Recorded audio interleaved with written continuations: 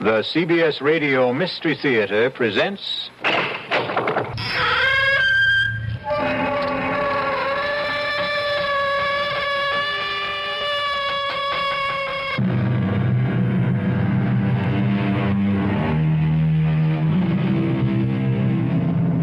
Come in. Welcome. I'm E.G. Marshall. Everything has become more, I suppose we could say, vulgar these days, especially warfare. Today we fight with such complex scientific weaponry, whereas not too long ago, arms had a personality of their very own. They were beautifully made, skillfully decorated, and were designed to be used by gentlemen. But it's all part of the price we pay for progress.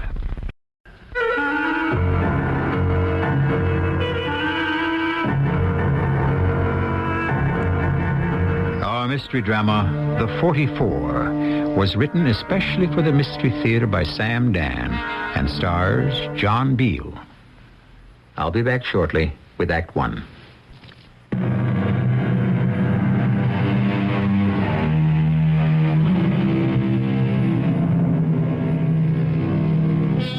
Much has been written concerning the flowering of New England.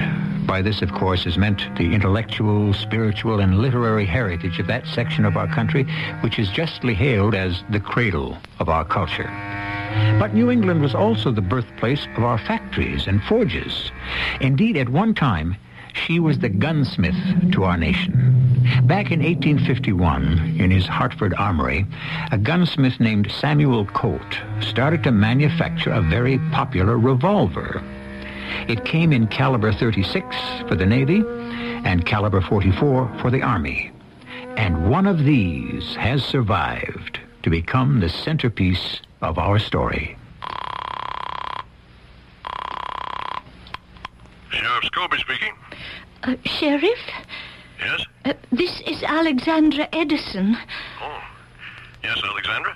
I dislike to disturb you at home, especially on the Sabbath. Well, that's all right. I did call your office, but there was no answer. I don't mind, Alexandra. Now, how can I help you? Help me? I'm afraid no one can help me now. What are you saying? Yes, because you see, I broke the commandment, thou shalt not kill. Alexandra? I have killed. I have taken a life, a human life. Is this you, Alexandra Edison?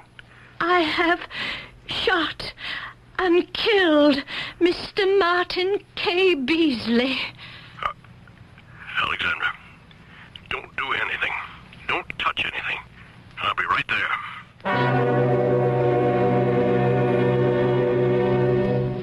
He's dead. Yes. Yes, I told you.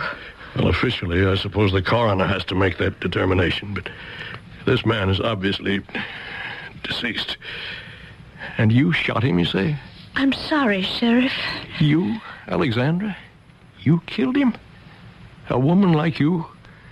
Well, never in a million years.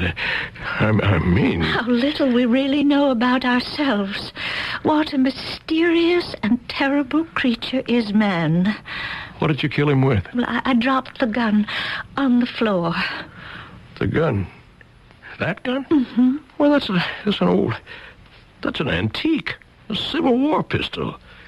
I wouldn't think it could even fire. I killed him with that pistol. Yeah.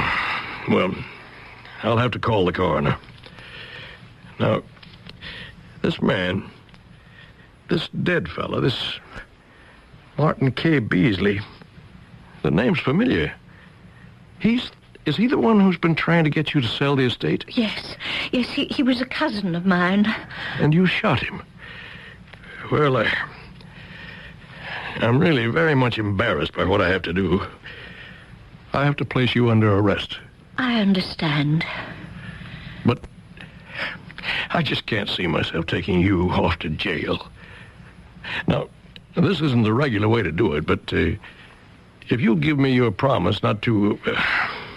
I was about to say not to try to escape. Well, I suppose that's just what it amounts to, Sheriff. Well, just promise me not to leave the estate. Well, where would I go? Even so, for the record. Well, if the promise is important, it is freely given. Now, why did you shoot him? Why?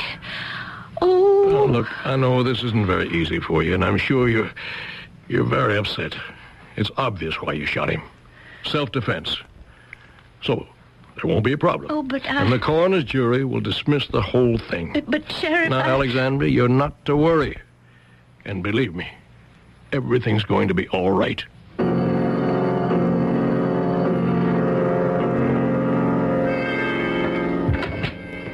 Sheriff Scobie? Yes, sir? My name is Hawkins, Everett Hawkins. Glad to meet you, Mr. Hawkins. Well, I don't think you will be when I tell you who I am and why I'm here. Proceed, Mr. Hawkins. To begin with, I'm a member of the law firm of Hawkins and Beasley. The late Martin K. Beasley was my partner. Yes, sir? I've come here to see that justice is done. Well, sir, nobody should object to justice. The thing is crystal clear. That madwoman shot him. I beg your pardon, sir? Come, Sheriff, it's a matter of record. That Miss Alexandra Edison is not sane.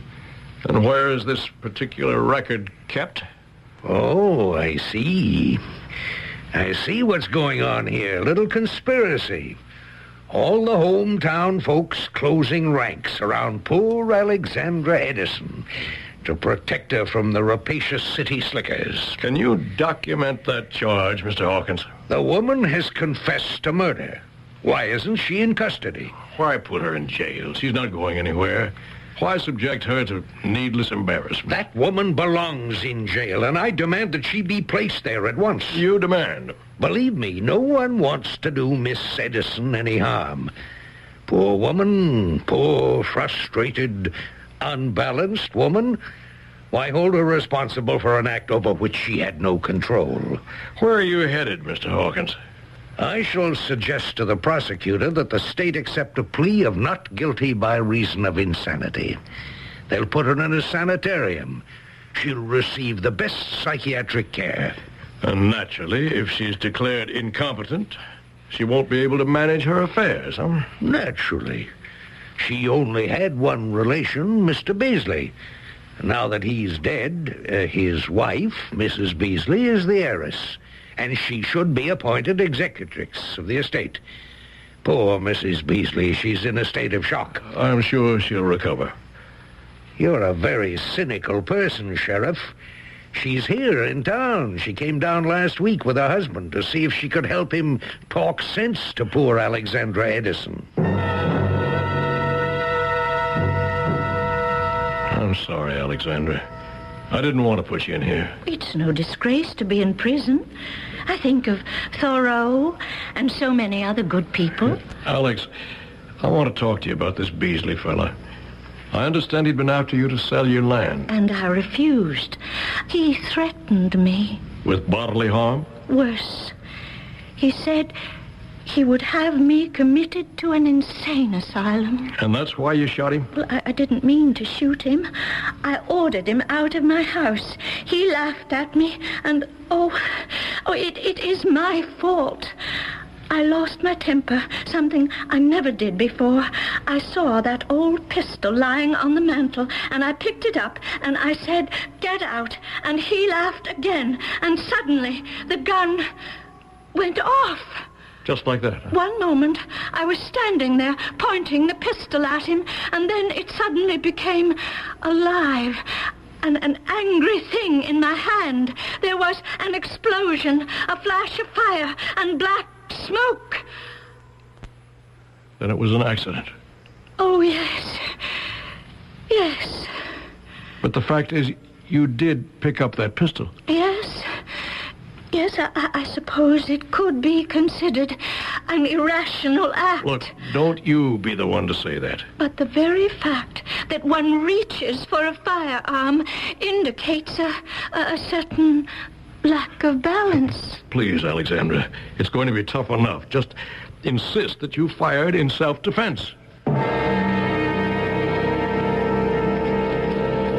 I'm sorry to be bothering you at a time like this, Mrs. Beasley. It's all right, Sheriff. You came down here with your husband last week? Yes. I understand to help him persuade Miss Edison to do something with the land, the estate. Poor woman. Poor unfortunate woman. I bear her no malice whatever. I'm sure she isn't responsible. May I ask why your late husband wanted her to develop the place? You see, Martin was a member of a prestigious law firm, but we weren't rich. Of course, we would inherit the Edison estate one day, but we might have to wait all our lives. Oh, please, don't make Martin out a villain. No. And this land conservation, it was just a conceit on her part. Martin felt she could have let him have some of the property while he'd be young enough to enjoy it. What would be the harm? She claims he threatened to have her declared incompetent. Well, the fact of the matter, she is incompetent. Mrs. Beasley, I've known the woman all my life, and I wouldn't say... She's incompetent to manage her estate. You've met Miss Edison, haven't you? Yes, a week ago, when we came to town. I was with Martin, and we called on her. It was a very frustrating interview, and so when Martin went back again on Sunday, I told him he could go by himself. I wasn't having any more of Miss Edison. Oh, if I'd only known. Yes. Well, I'm sorry to have troubled you. Are they going to hold the inquest? Yes, just as soon as the ballistics laboratory verifies the murder weapon. Oh, why does it have to be verified? Everyone knows how he was murdered and with what. Why do we have this red tape? I can appreciate how you feel, Mrs. Beasley, but well, that's what the law is all about. Red tape. It's what holds our society together.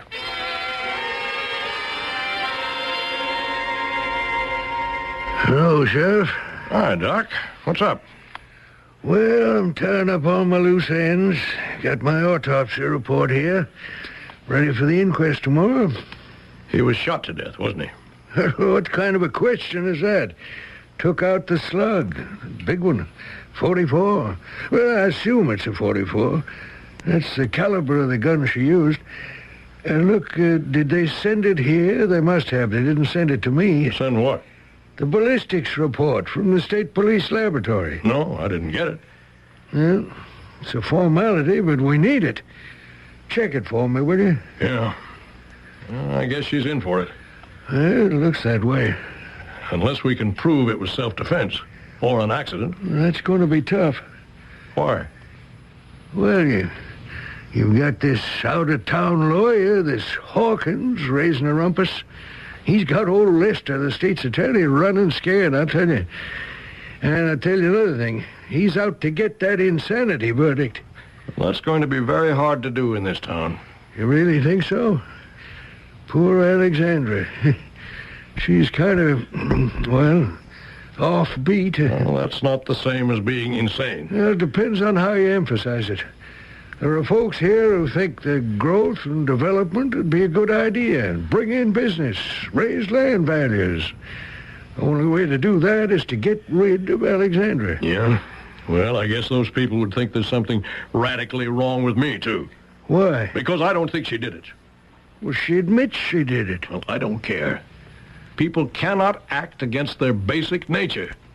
For Alex even to reach for a gun's absolutely alien to the way she's made. So why does she insist she did it? I don't know. Well, if she didn't kill him, who did? I don't know that either.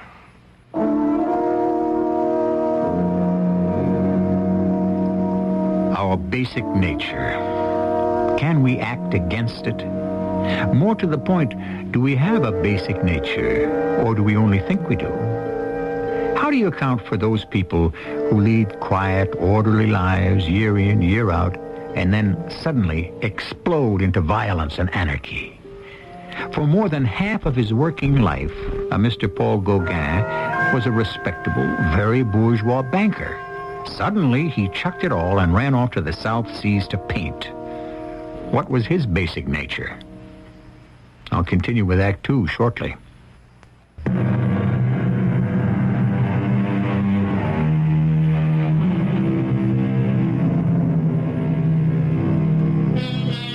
We seem to be involved with a story that deals with insanity, or let us say alleged insanity. It is an altogether fitting theme for our series, since insanity is basically one of the great mysteries of mankind. In the first place, what is it? In the second place, who says so? Like everything else, therefore, insanity is relative, and that's where all the problems lie. You say you're convinced Alexandra Edison did not kill this Beasley fella, Sheriff? Yes, Doc. Even though she confesses she did it? I don't care what she says. I'm going to ask you a question. Do you say this because you're in love with Alex? What kind of a question is that? Legitimate question? Why do you suggest that I'm in love with her? Well, I notice you haven't denied it. You both grew up together in this town? Together? Listen, we may have shared the air and the water, but together... Hey, you still don't deny it. Oh, she was the golden-haired little princess who lived up on the hill in the mansion with the rich folks. And me, my old man was a town drunk. Well, let's just say he was a fellow with a problem. Thank you, Doc. Well, I was going to go away, get to college somehow, make something of myself, and come back as a somebody, and then... But she got sick, and I just couldn't leave. So I stayed and did the best I could. Mm-hmm. Did you ever talk to her about it? No. Well, for all you know, then, she may have been secretly in love with you all these years, too. She never really got over that illness, either. It made her kind of withdrawn, you know? But nobody can say she's crazy. Nobody.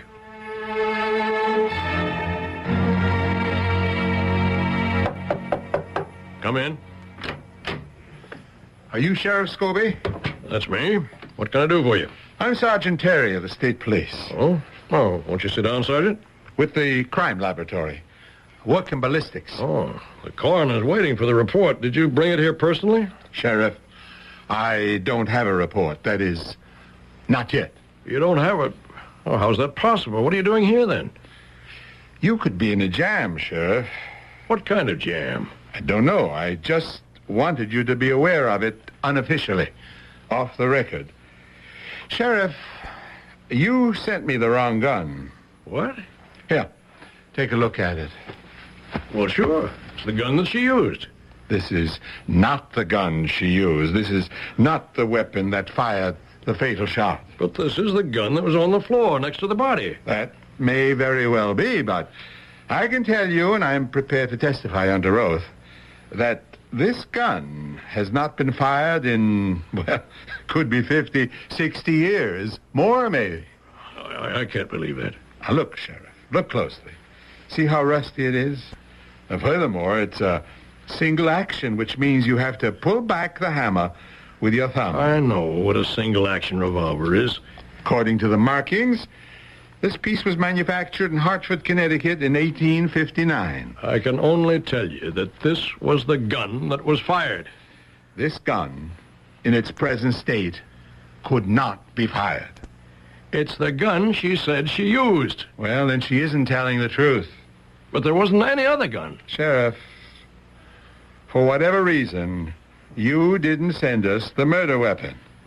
And I'm going to have to say so publicly. I just thought you should be the first to know.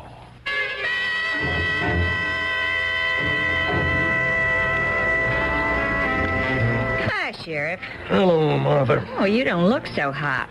You want the luncheon special? Yeah, I guess so. What is it today? Yankee pot roast, your favorite. Why not? The condemned man ate a hearty meal. What's that supposed to mean? Oh, nothing. I just have to do a little thinking. I've been doing a little thinking myself lately. Oh, it's a shame. What is? Well, you know this fella Hawkins? Staying here at the hotel. So's this Mrs. Beasley, widow of this fella Alexandra Edison had to shoot. Tell me, Martha, do you think there's something doing between Hawkins and Mrs. Beasley? No, I don't think so. He's kind of lining people up against Alexandra, in a subtle way. He's talking about the fantastic growth and all it'll accrue to the town if the estate was taken out of Alex's hands. Sounds like a pretty crude approach to me. Oh, it is. But it sinks in, and it churns around inside people's minds. Whether they like it or not, it makes me mad. Is Mrs. Beasley helping him out? She keeps to herself pretty much. Well, she's had a shock. I don't think it was too much of a shock. They didn't get along, this Mr. and Mrs. Beasley. I could hear them in the room. You mean they'd fight? Oh, nothing physical, if you know what I mean. But she kept saying, I could kill you. I could kill you? Well, it might have been her way of speaking. But everything was, I could kill you. I could kill you for being stupid. I could kill you for being a coward. I could kill you for not standing up for your rights. I could kill you. That's interesting. Uh-oh. Oh, here's somebody coming who's loaded for bear, looks like. Well, I'll order you your pot roast. Sheriff, I demand an explanation of the incredible situation which has just been brought to light by the state police. You sent them the wrong weapon. Now, why would I do that? Well, I've been listening to the town gossip. People say you're in love with her. Are you making an accusation of wrongdoing on my part? I'm making a statement, Sheriff. There seems to be a considerable amount of irregularity going on around here, and I'm going to get to the bottom of it. And I'm warning you, your hands had better be clean. Doc, I don't understand it. I don't know how we can sort this thing out. You sure that was the gun near the body? Now, don't you start, Doc. It was the gun, the only gun. Well, I've got to hold an inquest. Alexandra's going to say that she killed Beasley with that pistol. The pistol that was laying on the floor. Lab is going to say that the pistol couldn't be fired. What kind of verdict can we come up with? You have to have the weapon. I know. Could she be pulling a fast one on us? Could she have killed him with another gun and then dropped this one near the body? In that case, what did she do with the gun she used? Well, got rid of it. Hid it. Destroyed it somehow. Oh, well, that's not easy. And she didn't have much time. We know Beasley left the hotel at 2:30 Sunday afternoon to go see Alexandra. It takes at least 15 minutes to get there. So it's now 2:45. At 3 o'clock, Alexandra calls me to say she's killed him. I'm there by 10 after 3. So, in 25 minutes, she has to kill Beasley and get rid of the gun, assuming your theory is correct. 25 minutes can be a long time. If the gun is hidden, we can find it. Well, suppose she destroyed it. You're not talking about a piece of paper that can be shredded or burned. It's a fair-sized piece of heavy steel. Well, there's got to be an explanation. I have to have something for the inquest.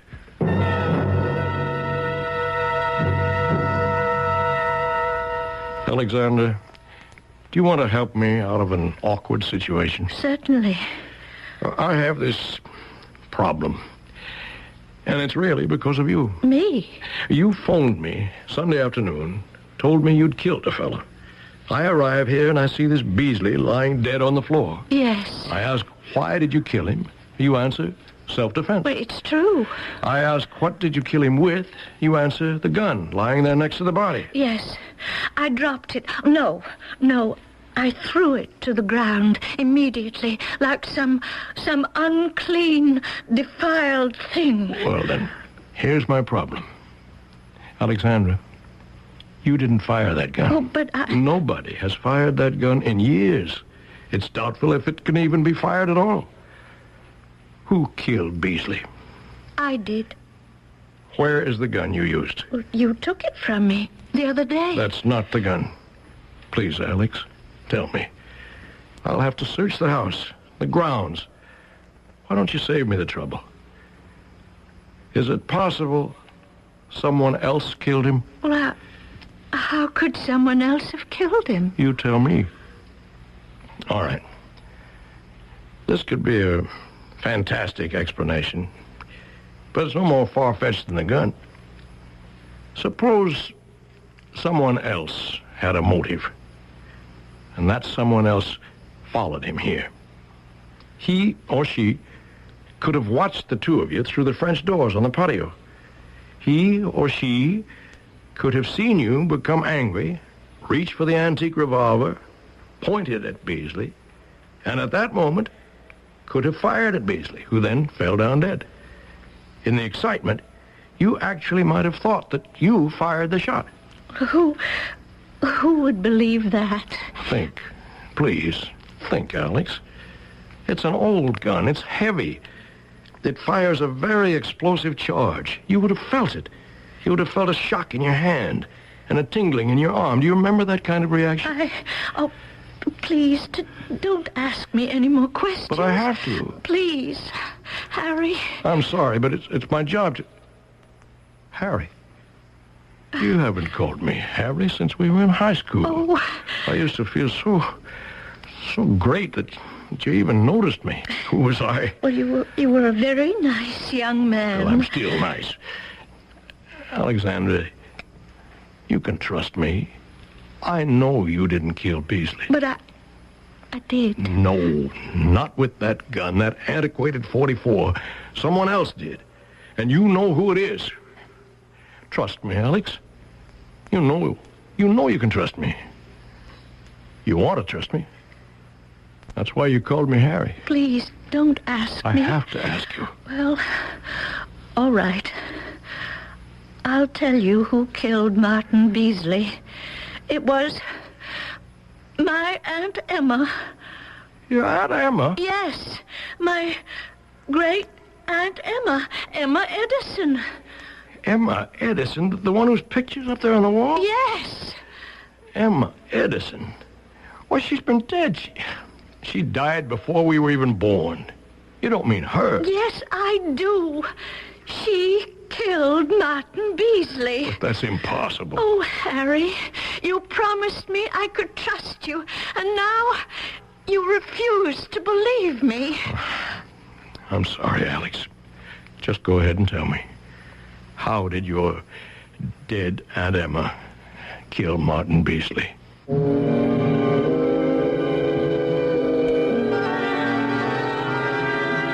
She's going to tell us, but not until the third act, which is always the classic place for such revelations. And now we have a new character to contend with, Great Aunt Emma. If, as her grandniece contends, she was able to commit a murder after she was dead, what must this formidable woman have been like while she was still alive? I shall return with the answer shortly.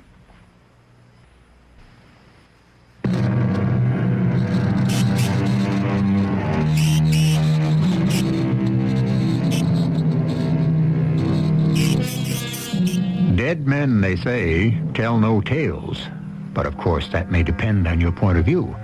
Dead men and dead women can be endowed with all sorts of powers, if only we were equipped to recognize them. We're about to make the acquaintance of a dead lady named Emma Edison. How could your great Aunt Emma have killed Martin Beasley? Well, it's so hard to explain. Please, Alex, try. Well, it hasn't been easy for me these past years. I know. No, I don't think anyone knows. It all has to do somehow with money. I don't know anything about money. Money was always a piece of paper. The mail would bring me a piece of paper that said, now I had twice as much money as I did before. And then another piece of paper would come to inform me that now I had 3 times as much money. Pieces of paper. That's all they ever were to me. Is it clear to you what I'm saying, Harry? Yes, it's clear, Alex. Your great Aunt Emma? Martin Beasley would come to see me, and he would insist that I turn it all over to the developers, that we increase the value of the land. He kept saying he would protect his interests, and even mine. He tried to convince me that I would soon lose everything. And he threatened you? He told me they could have me declared incompetent. I was terrified. One day, I looked at the portrait of Great Aunt Emma above the mantel, and I said to it, you You're so different. You would know what to do. And the most fantastic thing happened. There was a voice. You bet your sweet life I'd know what to do, little girlie. I couldn't believe it. I stared, and I just gaped at her, and I said, Who are you? Who do I look like? You look like the great lady in the portrait. You can't be talking to me. Why not? Well, this is my imagination. Well, your great Uncle Billy. He come out of the Union Army with a rebel bullet in his leg, the ragged clothes on his back, and an old cap and ball 44 revolver on his hip. He drifted north of the Rio, and he saw this land we're standing on now, and he took it. Took it? Yes, honey, took it. With the Colt 44, and it's our land. It's Edison land. Don't you ever forget it. But they want to take it from me. Who? That Beasley varmint? I'm afraid. An Edison woman afraid? Huh. Look what's on the mantelpiece. I don't see anything. You think it's an antique. You think it's just a forgotten family heirloom. Well, it's Wild Billy's cap and ball 44.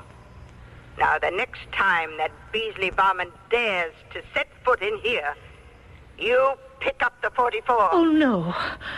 And you say, I have the right to protect myself against intruders. Well, how could I say that? If he refuses to leave, shoot him down. But you just can't shoot people down. Do you believe what I'm telling you, Harry? Cousin Beasley came back. It was more than a week ago, and his wife was with him, and I noticed that she looked at the gun. Yes? That's all. Cousin Beasley was telling me to do what he wanted, and she just kept looking at the gun. She asked me what caliber gun it was, and I said it was a 44. And what did she say? Nothing. And what happened? Nothing. He said he would give me till Sunday to think things over. And he came back on Sunday? Yes.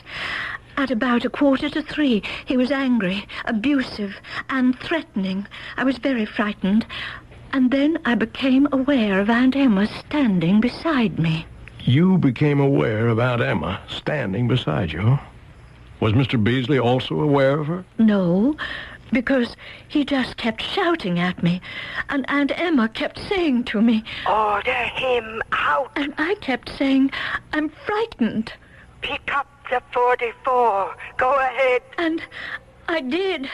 I said, get out. Shoot him. Shoot him. And I kept saying, I can't.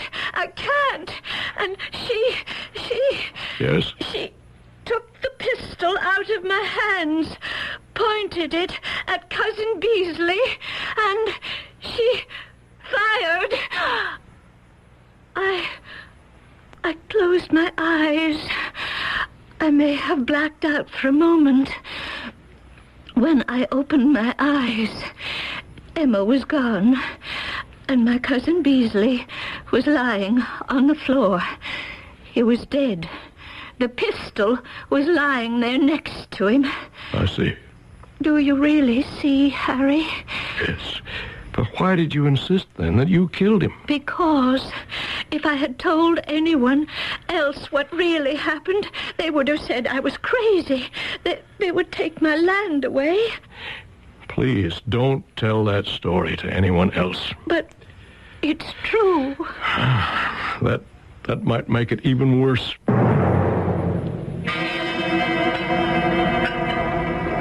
Hello, Martha.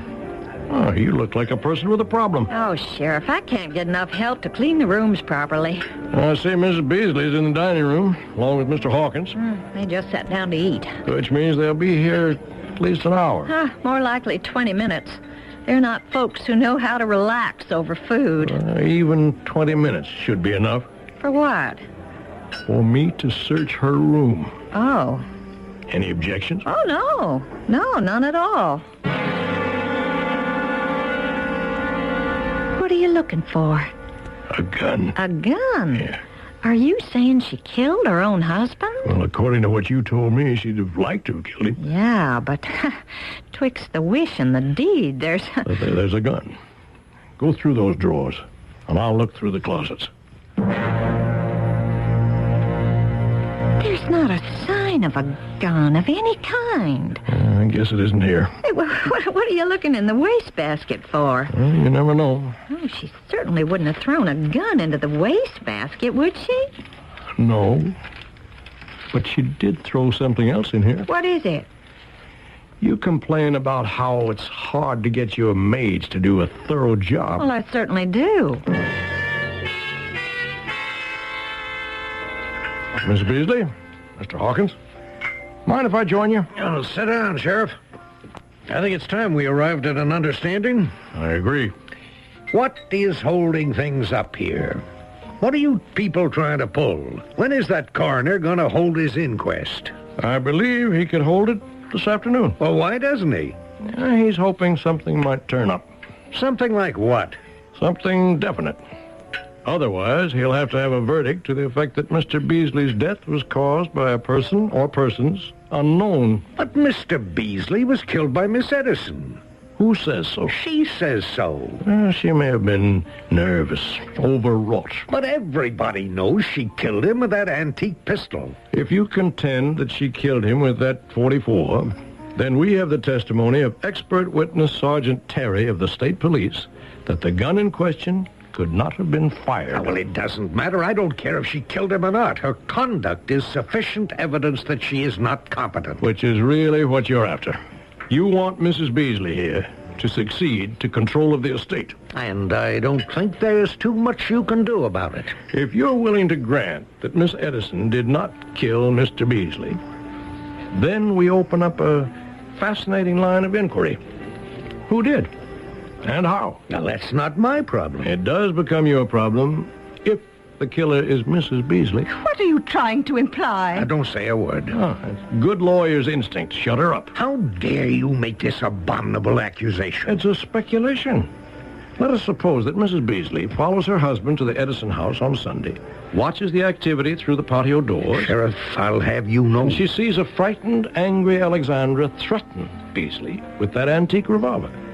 Mrs. Beasley here has another .44, which she fires through the open door. Of all the ridiculous... Poor, terrified Miss Edison actually believes she herself is the killer. You couldn't prove a word of this. All you have is speculation. Oh, I never said it was anything else. Then we don't have to listen to it. You don't have a shred of evidence. I do have a shred of something.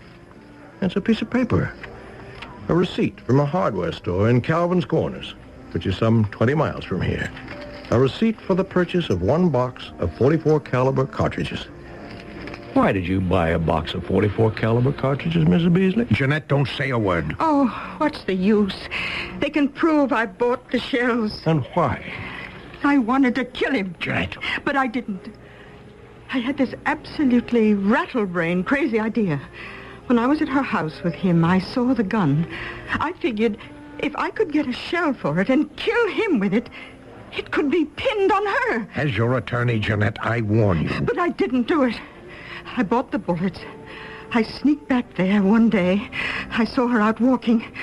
I got into the house, and I couldn't even load that stupid thing. It was an old-style gun. It couldn't take a modern-type cartridge. Whatever the reason, I hated him. He was such a jellyfish. It could also be assumed that the reason you bought the shells was because you had a .44 caliber revolver of your own.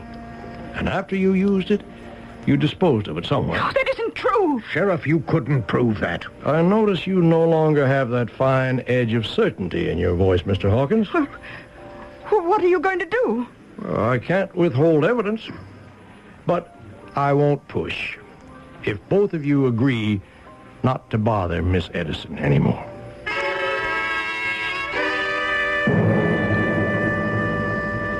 But all you're doing is making the thing more complicated than ever. I'm sorry, Doc. If Alexandra killed him, how could she have fired the gun? If Mrs. Beasley killed him, where's the gun she used? And there still may be one more possibility. There could be someone who ain't telling all he knows. Who? You. Me? What more could I possibly know?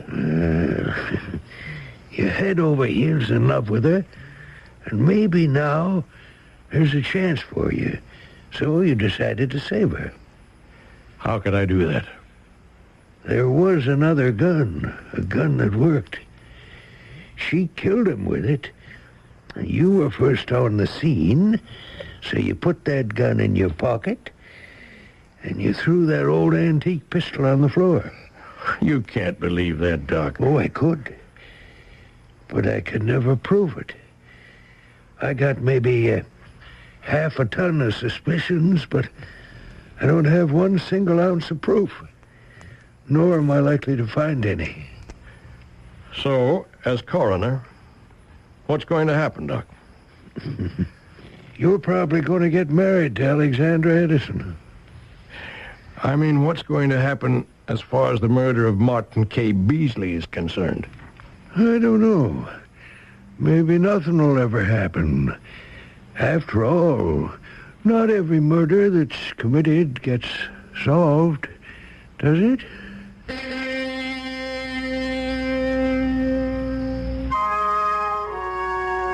No, it certainly doesn't. And if you like everything nicely rounded off and tied up in a neat little package, we cannot deliver it this time. But that's how life works out most often, doesn't it? As the poet said, the road to resolution is paved with doubt, and the more you question, the less you find out. Our problem is we may have found out too much. We shall discuss this further shortly.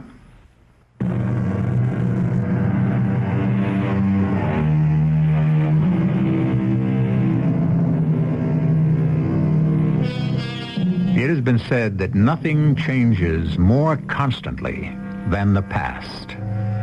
For the past that influences our lives may not consist of what actually happened, but of what we believe did happen. The very split second an act is committed, it belongs to the past.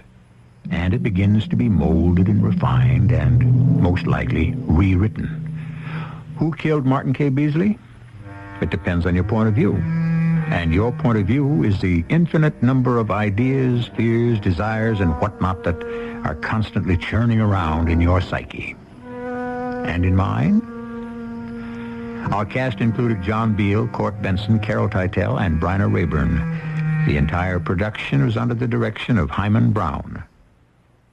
This is E.G. Marshall inviting you to return to our Mystery Theater for another adventure in the macabre. Until next time, pleasant dreams.